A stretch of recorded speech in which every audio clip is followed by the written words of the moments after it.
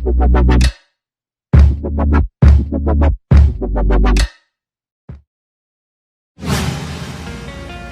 warahmatullahi, kembali lagi di channel Detektif Aceh.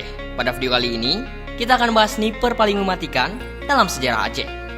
Sebelum mulai, ada baiknya jika Syedara Mutuah berlangganan terlebih dahulu di channel ini, karena itu menjadi penyemangat buat kami untuk terus memperkenalkan Aceh di mata dunia. Di Eropa, nama Kohler merupakan sebuah nama keluarga Yahudi. Nama lengkapnya Johann Hermann Rudolf Kohler, orang Yahudi yang menjalankan diri sebagai Panglima Angkatan Perang Belanda dalam agresi pertama menundukkan Istana Sultan Aceh pada 1873. Dia diterjang peluru seorang penembak jitu Aceh ketika sedang tegak berpongah-pongah di bawah pohon beringin. Belanda pada masa itu baru saja menembus garis pertahanan Kerajaan Aceh Darussalam di Ulele. Mereka berupaya menguasai Masjid Raya yang semula diduga sebagai basis pertahanan pasukan Kerajaan Aceh. Dalam serangan pertama, pada 26 Maret 1873, 5.000 pasukan Belanda terkesima saat pimpinannya, Kohler, tersungkur. Darah segar mengucur dari balik dadanya. Pasukan Belanda tidak mengetahui persis bagaimana jenderal mereka tertembak di tengah ramainya prajurit di sana. Peristiwa yang terjadi pada tahun 1873 itu meninggalkan bukti banyaknya korban perang Aceh di pihak Belanda. Di antaranya dapat disaksikan di Kerkhof Pecut, Banda Aceh. Di sana terkubur ribuan serdadu Belanda, termasuk Kohler.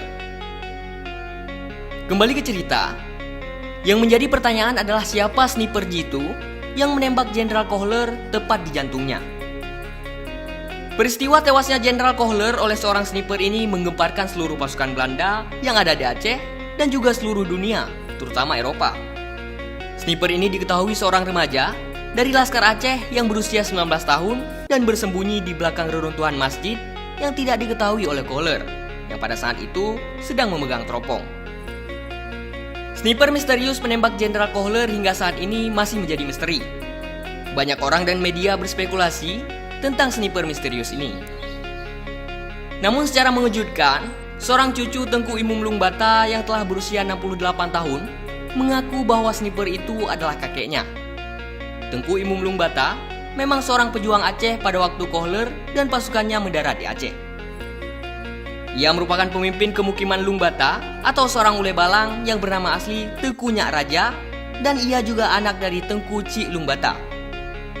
Lungbata ini dulunya merupakan daerah kekuasaan Kerajaan Aceh dan berada langsung di bawah kesultanan. Cucu Tengku Imum Lungbata ini menjelaskan bahwa kakeknya dan pengikutnya sengaja menyembunyikan dan merahasiakan identitas kakeknya sebagai penembak Kohler untuk melindungi dirinya dan juga pasukannya. Ia juga menjelaskan bahwa jarak Tengku Imum Lungbata dengan Kohler hanya berjarak 100 meter dan menembak dengan senjata seadanya. Entah kebetulan atau memang karena keahliannya sebagai seorang sniper sejati, Tengku Nyak Raja melepaskan satu tembakan dan tepat mengenai jantung Kohler. Menurut kesaksian, pada saat peluru menembus dadanya, Kohler sempat berucap, "Oh Tuhan, aku kena." Ia berucap dalam bahasa Belanda. Tewasnya Kohler membuat pasukan Belanda panik. Mental mereka ikut jatuh, kerajaan Belanda ikut terpukul atas kematian jenderalnya. Kesempatan itu digunakan pasukan Aceh untuk menyerang kembali prajurit kolonial. 45 tentara Belanda tewas dalam penyerangan itu. 8 diantaranya merupakan perwira. 405 lainnya luka-luka. 23 diantaranya perwira.